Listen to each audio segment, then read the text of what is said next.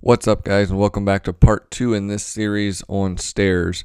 Part 1, we covered mitered stair skirt boards, so if you haven't seen that video, be sure to check it out. In this video, we're going to cover false tread end caps and how to pre-assemble an entire skirt board section with tread end caps. I will tell you this, once you start pre-assembling skirt boards like this, you will never go back to doing them in place. This is a huge time saver and much easier in every facet of the job. We'll go ahead and start by throwing a clamp on the skirt board to get it in the upright position. So always batch your processes. Here at this point, it's easiest to count the number of treads you have, take all the pieces out of the boxes at one time, and then separate them by the type of piece. So put all your risers, treads, and then moldings together at the same time. Then move over to your table saw, knock it over to 45.5 degrees, and you're going to put a miter cut on all of your risers. Now that I've got my skirt board prepped, the next thing I'm going to do is install my riser pieces and then my tread pieces. Now I usually do about 3 or 4 risers at a time and then do the treads and then move up a section and do 3 or 4 risers and then treads. That way my glue doesn't have time to completely set up and I can still move things around as I'm setting the treads. On the case of this stair, I've got actually a little over, it's about an 8-inch rise. So these treads, or these riser pieces, actually come 7 7/8. Now normally I have to cut these down. Actually this one here I do. To do that I use a hawk knife because it's really flat and I can use it to mark across here. So I'll just take my tread piece, which is now mitered, I'll put it in position and I'll lay my hawk knife across the top of the tread here and I'll mark the back side by scoring it with the knife. Then I'll just come right over here to my miter saw, make that cut, and then that one will be ready to nail on. Now obviously there's going to be no riser on the very bottom because your newel post is going to be bumping up against that, but otherwise it's just a matter of trying to keep things in order, batch cut them if possible, mark at least a few of them at a time, cut, then I'm just gluing and pin nailing these on about 3 at a time, and then we'll move on to the treads.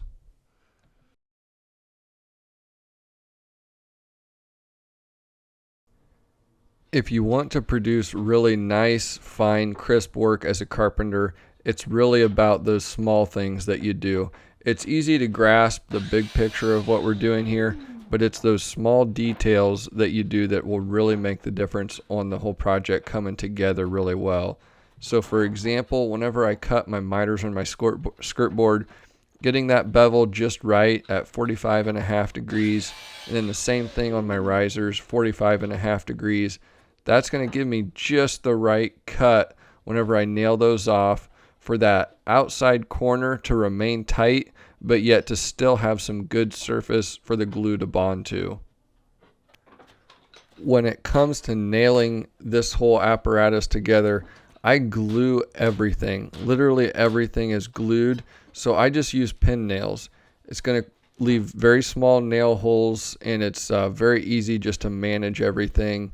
So 23 gauge pins is my preferred nail for this.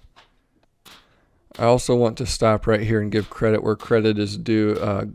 My buddy Aaron on Instagram, his handle is @TheRealStairGuy, was the one who initially suggested that I should start pre-assembling these skirt boards. I did it and have absolutely never looked back. It's by far easier to pre-assemble these things and to build them on a bench, or in my case, my miter saw wings, where I'm up on my feet, I'm not bending over. It creates perfect results and it's much faster. So big thanks to Aaron, again, @TheRealStairGuy on Instagram. He was one who gave me this idea to begin with probably a couple years ago now. And I don't even remember how to do it any other way anymore. This is just, for me, the perfect way to do this task. With a few of my risers on, now it's time to move to installing some tread pieces. Now these can be a little bit tricky. there is actually a top and bottom to these tread pieces, and you have to always make sure that you check what is top and what is bottom before you install them. And you do that by inserting a piece of the molding. This is tongue and groove material. So you go ahead and insert that, and you check to make sure you're flush across the top. You'll oftentimes find if you flip it over that one side is not flush. So you've got to make sure that you have these oriented so that you always know what your top is. So right now, I might even actually go ahead and just put a light pencil mark with a T on the top of these just to make sure that I don't get confused, because you do end up flipping these around a few times as you're installing.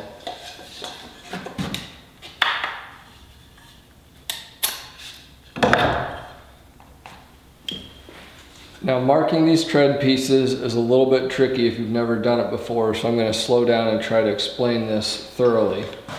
To mark my treads, when I install these treads, I have my top marked here, and again, these are tongue and groove, so I've got a groove here all the way around. Besides this side, I've got a groove on 3 sides.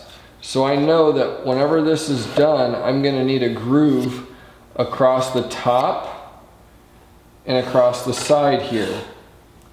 Now, if I just orient this face up with the groove on the outside, what will happen is I'll mark this, I'll cut this off, and I'll end up with a square cut here with no groove. And then I won't have anything, I won't have that dado that I need to insert my molding. So what you actually have to do, you make sure that the top of the piece is oriented up, but then you flip it around backwards so that your non-grooved side is on the outside of your skirt board here. Then you're going to take your hawk knife, here it is. I'm going to get it in position, take my hawk knife, lay it flat against the front of the riser. I'm going to mark right close to this front corner, because sometimes this riser can end up being out of kilter because I cut these at 45.5 degrees, so this might not be square. So I want to make sure I'm marking out on this corner. I'm going to take my knife and I'm going to score a line right there, and again my non-grooved side is out here. So now I'm going to cut this.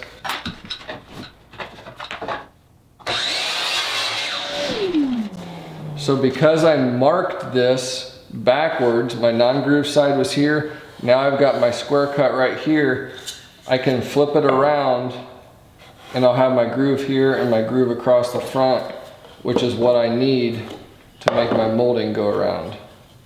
So just remember, whenever you're marking these, you have to rotate them 180 degrees, mark, cut, and then whenever you come back, it'll work. So with production trim carpentry, always batch your processes when possible, and that's why I'm doing multiple pieces at a time here. So again, marking the treads backwards, a few of them at a time, mark a few at a time, cut a few at a time, glue a few at a time, nail a few at a time. That's going to allow you to really cruise and get some nice production speed going.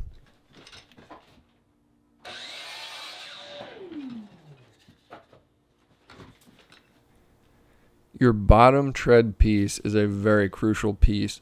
I already talked about how important it was to get the plumb cut on the skirt board at the very bottom perfect, because your newel is going to be plumbed based off of that skirt board, and you need that to be perfect. Well, it's the same thing with the riser piece here. And the beauty of installing the pre-assembled skirt board this way is not only is the newel post going to actually plumb itself with the plumb cut, but now with your riser cut, the newel post is actually going to square itself to the skirt board. So I get great results using this technique. It's super easy to get your newel posts installed and have them kind of just automatically go into place perfectly. Now when you're gluing these treads on, I glue across the skirt board on top here, glue across the top of the riser, and then glue the back edge of the tread.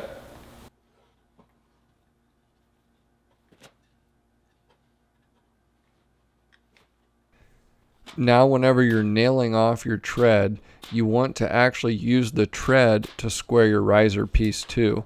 So if that riser piece is a little bit too far in because of your 45.5-degree cut, you can easily tell where square is at just by lining up the riser with the tread.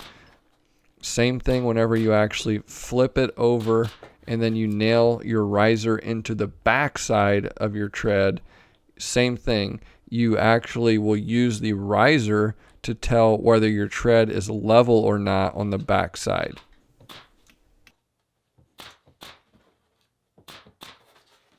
Now here's an important step. So I've nailed across the top here, but I need to nail my riser into my tread from the back. So with this clamp on here, it makes it pretty easy. I can just flip this up, and then I'll come around the back side on all of these and nail them like so. I'm using 23 gauge pins. Couple things. The reason I can use 23 gauge pins on this is because I'm gluing it also. So the pins are really, they're helping a little bit, but they're just holding it in place while the glue dries. The other thing is I'm going to use a ton of adhesive on the underside of this whenever I install it on the stair. The other important thing, and the reason that I only do about 3 treads at a time, is because if you do any more than that, it gives the glue enough time to kind of set up and stick. And if you need to adjust anything, like make this tread level, and it's already stuck to the riser, it's kind of a bad deal. So that's why I don't go more than 3 or so treads at a time. Now to ensure that the tread piece is square to the riser right here, all you want to do whenever you're nailing through here is eyeball this margin. Make sure this margin is the same and everything will be square. But if it was like pulled and off a kilter, then this tread would end up not being square and level when we install it. So before you nail these from the back side along here, eyeball your margin and make sure that it's the same. A lot of times they should actually be even flush. This one didn't end up being flush, but that's how you check to make sure things are square. Something I want to address here that a lot of you are probably noticing is that on my skirt board, my tread cut and my riser cut don't come up to a point. The reason for that is I wanted to maximize that skirt board width. And if I would have brought it up to a point, that just means that it's less visible skirt board after install. So that triangle piece there that's got that open hole will actually be covered by the molding of the end cap, and it's not a big deal. So one more time, just to make sure everyone's hanging with me, here I'm just using my pencil to mark the corner, close enough on these treads. But then glue wise, you see I glue on the skirt board, top of the riser, back of the tread. Rinse, repeat. Nail it off, 3-4 at a time here, and then I'll flip the whole apparatus over and nail from the back tread risers into the back of the treads. Something I want to note here, you're going to get these pieces in your box from the factory and they're going to be long. Now your long pieces, you've got an option if you want to put a fresh cut on them or not. The poplar end caps that I usually use, the miters on the ends are terrible. So usually I always put a fresh miter on every piece. Just put a nice, just skin the end of it slowly with your blade, put a nice new miter on it. Sometimes I'll go like 45.25 degrees just to make sure I get the outside tight. So I put these long pieces on, you're gonna cut the end, but there's a really important thing you have to do with your short pieces. They come with a miter on both ends. What you need to do is use this end for your return piece on the other side of your long piece. So first thing I'm gonna do is actually cut this off square with this line, and then this piece will be used on the return piece for these long pieces. You have to make sure you do that because they don't give you any extra material, so you've got to make sure you don't screw this up. And just so you know what I'm referring to, this is on the other side of the stair that I did, this is the return piece. So I'm just talking about the little 45-degree piece that you end up tucking on the inside. So as always, mark and batch cut your pieces. You can see here I'm putting my long piece in, marking them, and then cutting them, and then returning them back to the spot that they go on the skirt board. That way here in a bit, I can just mass glue and nail these off, and it'll go as quickly as possible. This is a little bit of a tedious job, it really is. Glue wise, I like to glue them pretty good. Again, I'm just using pin nails to nail it on, so I'm really depending on that glue to make it all stay together. Gluing across the top of the tongue is, I think, especially important where that molding meets that plywood connection. Getting plenty of glue in there is nice. That way you can just sand it later and it just kind of fills any gaps or voids that might be there. Because again, these things are not perfect, so getting some extra glue in there seems to help me. After I get all my pieces installed, I like to hit everything with a sander, get that transition between the plywood and the molding nice and smooth. I'll touch up my miters with 120 grit sandpaper or whatever suits you best, but this is kind of how the process goes. So again, doing a few at a time, did my top 3. Now I'm moving down to my bottom section, cut it all, and then glue it all off, production style, and then we'll be ready to install this on the stair. It's always interesting, the guys who work in different parts of the country, some guys hardly ever see these end caps and are always putting in solid treads. Here, around where I work, it's much more common for me to be putting in end caps on the level of home that I work on, kind of between the 700,000 to $1.5 million range. I do a ton of these. So having a really good technique and system for knocking these stairs out is just essential. Otherwise, you could just waste a ton of time on something like this, and it already takes quite a bit of time. So